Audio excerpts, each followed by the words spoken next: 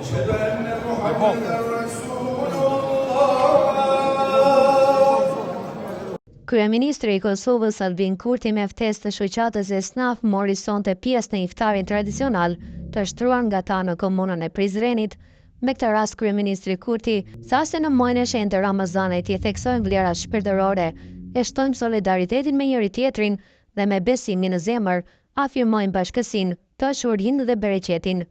Kryeministri foli edhe për shoqatën e SNAF, duke thënë se kjo shoqatë ka hyrë tashmë në dekadën e 4 të jetës ekonomike të funksionimit të saj, duke vendosur një traditë shembullore të bashkëpunimit ndërmjet zejtarëve dhe biznesmenëve, ashtu që prodhimet e punimet, shërbimet e mallrat për të gjithë qytetarët të jenë edhe cilësore, edhe të mira e të bukura, edhe me çmime të përballueshme.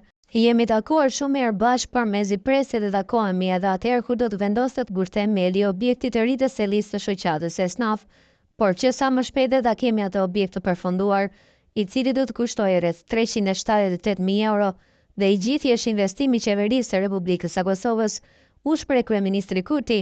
Duke shprehur përkrajen e qeverisë për një ekonomi që po rritet, Kurti theksoi se dëshiron që sa më shpejt edhe Prizreni ta ketë një zonë industriale.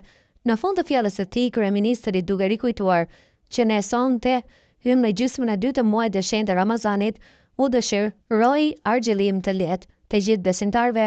Le të jemi të përkushtuar për paqe, për bambarësi. Zoti ju dhash forcë, e shpresë mirëqenie bashkiuve me familjet tuaja, e me miqtë e dashamirët tuaj e mbar popullin ton, tha Kurti.